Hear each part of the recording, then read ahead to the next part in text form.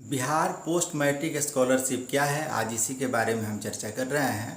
Post matric जैसा नाम से ही स्पष्ट है कि मैट्रिक के बाद जो स्टूडेंट हायर एजुकेशन ले रहे हैं उनको बिहार सरकार और केंद्र सरकार दोनों कुछ स्कॉलरशिप देगी। उसके बारे में एलिजिबिलिटी क्या है, अप्रूवल कैसे होगा, कितना अमाउंट मिलेगा, कब तक मिलेगा, इन सारी बातों पे हम आज चर्चा कर रहे हैं। तो आइए सबसे पहले बिहार पोस्ट मैट्रिक स्कॉलरशिप किसको मिलेगा, तो इसके लिए जो एलिजिबिलिटी क्राइटेरिया है उसमें पहली शर्त है बिहार का अस्थायी निवासी होना चाहिए। दूसरा है बिहार सरकार द्वारा जारी SC, ST, EBC या BC सूची जो है उसमें उसके जाति का नाम होना चाहिए। तीसरी शर्त आय से रिलेटेड है, यानी एनुअल इनकम 2019-20 सेशन के लिए OBC के लिए 1.5 लाख रुपया और EBC के लिए 2.5 लाख रुपए है। SC, ST के लिए भी 2.5 लाख रुपया ही है। 2020-21 सेशन के लिए OBC के लिए 2.5 लाख और SC, ST के लिए भी 2.5 लाख है, दोनों समान है। 2021-22 सेशन के लिए OBC के लिए 3 लाख और SC, ST के लिए भी 3 लाख यानी समान है। चूंकि 3 सेशन के लिए एक साथ ऑनलाइन एप्लीकेशन आमंत्रित किया गया है, इसलिए तीनों का अलग अलग एनुअल इनकम भी निर्धारित है। इसमें अंतर क्यों है, तो ये बता दूं कि बिहार में अनुसूचित जाति जनजाति कल्याण विभाग अलग है और पिछड़ा वर्ग अति पिछड़ा वर्ग कल्याण विभाग अलग है। और यही कल्याण विभाग इस वर्ग के छात्र छात्राओं को छात्रवृत्ति की राशि देते हैं, इसलिए इनके द्वारा जो निर्धारित एनुअल इनकम का लेवल है वह यहाँ पे दिया गया है। इसके बाद जो शर्त है, मैट्रिक के बाद उसे हायर एजुकेशन में स्टडी करना चाहिए। अगर मैट्रिक बाद वो नहीं पढ़ता है तो उसको भी स्कॉलरशिप नहीं मिलेगा। अगली महत्वपूर्ण शर्त है कि समकक्ष कक्षाओं के लिए समकक्ष स्तर के लिए नहीं दिया जाएगा। जैसे कोई IA कर रहा है और IA के लिए उसको स्कॉलरशिप मिल रहा है, फिर वो चाहता है कि ISC करे उसके लिए स्कॉलरशिप मिले तो नहीं मिलेगा। इसी तरह BA करने पे अगर ले लिया है तो BSc करेगा तो नहीं मिलेगा, क्योंकि बोथ आर सेम डिग्री। अगर एक लेवल की डिग्रियां हैं तो दूसरी डिग्री में स्कॉलरशिप नहीं मिलेगा। और छठी और महत्वपूर्ण शर्त है कि बैकवर्ड क्लास और एक्सट्रीमली बैकवर्ड क्लास के अधिकतम 2 पुत्रों के लिए ही स्कॉलरशिप मान्य है, लेकिन पुत्रियों के मामले में ये शर्त नहीं है। Backward class, extremely backward class, schedule caste और शेड्यूल ट्राइब्स की कितनी भी बच्चियां हों, जैसे एक पिता की 4 बच्चियां हों तो चारों को स्कॉलरशिप मिलेगा। जबकि बच्चों के मामले में बैकवर्ड और EBC के लिए शर्त है कि 2 ही बच्चों को मिलेगा, बेटों को मिलेगा। बेटियों के मामले में कोई शर्त नहीं है, जितनी बेटियां होंगी सबको मिलेगा। कौन अप्लाई करेगा, तो स्टूडेंट अप्लाई करेगा। कहाँ का स्टूडेंट, बिहार का स्थायी निवासी होना चाहिए, लेकिन ये शर्त नहीं है कि उसे बिहार के शिक्षण संस्थान में पढ़ना भी चाहिए। वो चाहे बिहार में पढ़े या बिहार के बाहर पढ़े, वह अप्लाई कर सकता है।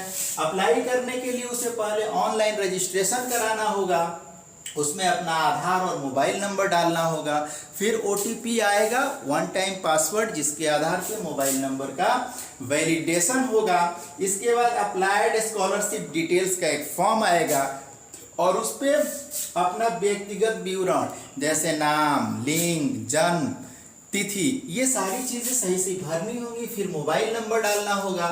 उसके बाद बैंक खाता सही से ही डालना है। फिर संस्थान का नाम, पता, किस इंस्टीट्यूशन में वो अभी स्टडी कर रहा है। इसके बाद पाठ्यक्रम यानी कौन सा कोर्स कर रहा है। फिर कुछ प्रमाण पत्र, जाति, आवास और आय से संबंधित प्रमाण पत्र डालना होगा। फिर प्रीव्यू करके देख लेगा कि सारे विवरण सही हैं। उसके बाद उसको फाइनल सबमिट करेगा। फाइनल सबमिशन के बाद करेक्शन की कोई गुंजाइश नहीं है, इसलिए ध्यान रखें कि कोई भी इसमें एंट्री गलत ना हो। इसके बाद इस फॉर्म का PDF फॉर्मेट डाउनलोड करके अपने पास सुरक्षित रख लेगा। स्टूडेंट जैसे ही फॉर्म अप्लाई करेगा, इसके बाद अगला काम इंस्टीट्यूशन का शुरू होता है। इंस्टीट्यूशन का मतलब है वह इंस्टीट्यूशन जहां स्टूडेंट अभी स्टडी कर रहा है, चाहे वह स्कूल हो, कॉलेज हो, यूनिवर्सिटी हो या डिग्री कॉलेजेस हो, कोई भी इंस्टीट्यूशन हो सकता है। इंस्टीट्यूशन को भी अपना रजिस्ट्रेशन करना होगा। इसके लिए वो AISHE कोड, UDAS कोड या PR कोड कोई भी उपयोग ला सकता है। इसके बाद मोबाइल नंबर, ईमेल आईडी और फिर उस इंस्टीट्यूशन की मान्यता या संबद्धता का प्रमाण पत्र कि वह किस बोर्ड से या यूनिवर्सिटी से संबद्ध है, और उसके पाठ्यक्रम की मान्यता, फिर पैन नंबर भी देना होगा। और ये सब देने के बाद उसका रजिस्ट्रेशन होगा। इसके लिए उस इंस्टीट्यूशन को अपने यहाँ एक नोडल ऑफिसर बनाना होगा। संभव है किसी टीचर को बना दिया जाए। इसी नोडल ऑफिसर का नाम, मोबाइल नंबर और ईमेल आईडी यहाँ पे रजिस्टर्ड होगा और इसी पे सारा मैसेज आएगा। स्टूडेंट जैसे फॉर्म सबमिट करेगा वह फॉर्म इस नोडल पदाधिकारी के ईमेल पे आ जाएगा और यही नोडल पदाधिकारी उसको वेरीफाई करेंगे, वैलिडेट करेंगे कि वह स्टूडेंट इनके इंस्टीट्यूशन का है या नहीं है। इसके बाद अप्रूवल समिति अलग होगी।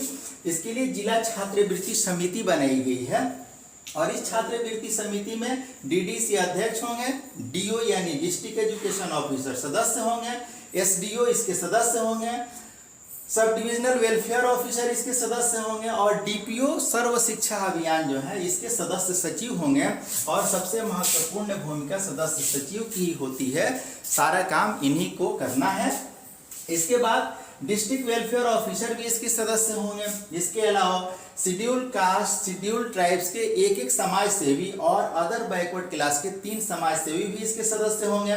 इसके अलावा उस जिला में जिस जिला का वह रेसिडेंस है, यानी स्टूडेंट जो अप्लाई किया वो जिस जिले का है, उस जिले के सांसद, विधायक या उनके द्वारा नामित कोई प्रतिनिधि भी इसके सदस्य होंगे। यही समिति छात्रवृत्ति पे निर्णय लेगी।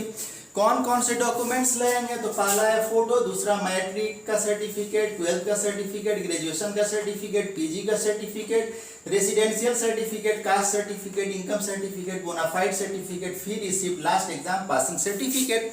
इसमें मैं बता दूं कि अगर 10th के बाद 11th में पढ़ रहा है तो उसे 12th, ग्रेजुएशन, पीजी का सर्टिफिकेट नहीं देना होगा। अगर वो ग्रेजुएशन कर रहा है तो पीजी का सर्टिफिकेट नहीं देना होगा, यानी वही सर्टिफिकेट देना है जिसमें वो पढ़ रहा है और उसके पहले की जो डिग्री लिया है उसका सर्टिफिकेट इसमें लगाना होगा। जबकि रेसिडेंशियल, कास्ट और इनकम सर्टिफिकेट देना ही होगा और बोनाफाइड स्टूडेंट का सर्टिफिकेट भी देना होगा। बोनाफाइड स्टूडेंट का सर्टिफिकेट जिस इंस्टीट्यूशन में वो पढ़ रहा है वहीं के हेड के द्वारा अपने लेटर पैड पे जारी किया जाएगा। देखने में तो ये बड़ा टिपिकल प्रोसेस लग रहा है, लेकिन इतना टिपिकल नहीं है। ये पूरा का पूरा ऑनलाइन प्रोसेस है और इसमें जिला स्तर पर बिहार शिक्षा परियोजना परिषद के अंतर्गत जो MIS कोऑर्डिनेटर कार्य करते हैं, यही इस नवनिर्मित पोर्टल के तकनीकी नोडल इंचार्ज होंगे। नवनिर्मित पोर्टल क्या है? pmsonline.bis.nic.in। इसी पोर्टल को नया लॉन्च किया है बिहार सरकार ने और इसको यही हैंडल करेंगे। और इसके बाद निदेशालय स्तर पे यानी डायरेक्टोरेट लेवल पे पटना में DBT कोषांग का गठन किया जाएगा, जिसके नोडल अधिकारी जो होंगे वह पिछड़ा वर्ग, अति पिछड़ा वर्ग, अनुसूचित जाति और अनुसूचित जनजाति कल्याण विभाग, इसके अलावा BPSM और BEP, इन सब में कोऑर्डिनेट करेंगे, समन्वय स्थापित करेंगे और तब ये पूरा प्रोसेस चलेगा। इसमें आधार कार्ड का भी वेरिफिकेशन होगा, आधार ऑनलाइन वेब के माध्यम से। आपका जाति, आय और आवास का भी वेरिफिकेशन होगा बिहार प्रशासनिक सुधार मिशन सोसाइटी के माध्यम से।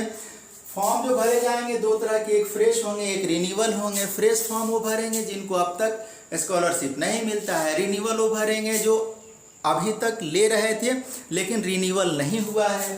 पहले रिन्यूअल वाले फॉर्म पे विचार होगा, उसके बाद फ्रेश वाले पे विचार होगा। पहले इसी तरह चूंकि 3 सेशन के लिए ऑनलाइन फॉर्म अप्लाई किया जा रहा है, तो सबसे पहले 19-20, उसके बाद 20-21 के आवेदन पे विचार होगा और उसके बाद 2021-22 के आवेदन पे विचार होगा। अब बिहार राज्य से बाहर जो स्टूडेंट पढ़ रहे हैं उनके डाटा का वेरिफिकेशन कैसे होगा, तो इसके लिए थर्ड पार्टी एजेंसी बनाई जाएगी और थर्ड पार्टी एजेंसी का गठन DPO सर्व शिक्षा अभियान और जिला कल्याण पदाधिकारी के द्वारा किया जाएगा। ये third party agency mobile app के माध्यम से उस इंस्टीट्यूट में जाकर के उसका वेरिफिकेशन करेगी। इसमें मेकर होंगे, चेकर होंगे और अप्रूवर होंगे। मेकर कौन होगा? DPO सर्व शिक्षा अभियान जो है यही इसमें सबसे इम्पोर्टेंट रोल प्ले करेंगे और ये किसी व्यक्ति को मेकर बनाएंगे। इसके बाद एक चेकर होगा और उसका भी मनोनयन जो है उसकी भी नियुक्ति डीपीओ सर्व शिक्षा अभियान ही करेंगे।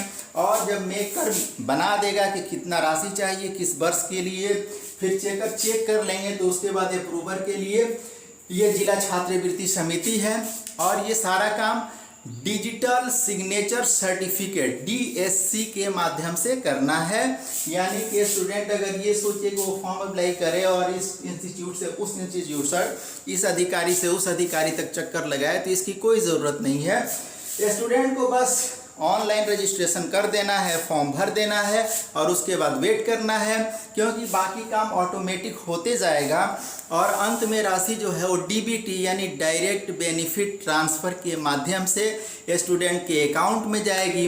अकाउंट कितनी जाएगी और कब जाएगी, तो कब के बारे में उल्लेख है कि फॉर्म एक्सेप्ट होने के 1 माह के अंदर। हालांकि ये संभव नहीं है कि 1 माह के अंदर हो जाए, इतना बड़ा जो स्ट्रक्चर खड़ा किया गया है, इन सब का मिलना और अप्रूव करना कठिन काम होगा।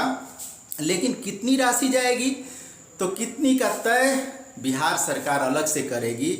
इसका आधार होगा कि किस इंस्टीट्यूट में स्टूडेंट पढ़ रहा है, वहाँ का फी स्ट्रक्चर क्या है, क्या वो हॉस्टल में रहता है या बोर्डिंग हाउस में रहता है। अगर हॉस्टल में है तो वहाँ क्या खर्च आता है, बोर्डिंग हाउस का खर्च क्या होता है। यानी सारे खर्च को अगर स्टूडेंट बताएगा कि हमें 5,000 मंथली या 7,000 मंथली आ रहा है, तो उसके बाद सरकार निर्णय करेगी इसका 80% दिया जाए या 100% दिया जाए। ये एक टिपिकल केस है जो बाद में तय होगा। अभी तो एक सामान्य प्रक्रिया है जो हमने बताई और फॉर्म अप्लाई करने का डेट आ चुका है। बिहार में अभी तक 30 सितंबर तक फॉर्म मांगा गया है, लेकिन ये डेट फिर बढ़ेगा, मुझे ऐसा विश्वास है। और चूँकि बहुत बड़ा क्षेत्र है ये, बिहार में हर साल लगभग 15 लाख स्टूडेंट मैट्रिक की परीक्षा पास करते हैं और इन 15 लाख स्टूडेंट्स में अधिकांश लोग OBC, EBC, SC, ST वर्ग के होते हैं। तो जाहिर सी बात है कि इतने लोगों को लाभ देने का ये बड़ा सा कार्यक्रम जो है बहुत सराहनीय है और मैं आशा करता हूँ कि सबको इसका लाभ मिले जो इसकी पात्रता रखते हैं। आपको भी अगर जानकारी सही लगी हो तो लाइक ज़रूर कीजिएगा। बहुत बहुत धन्यवाद। मैं ऐसे ही नॉलेजेबल वीडियो बनाते रहता हूँ, आप मेरे चैनल पे बने रहें।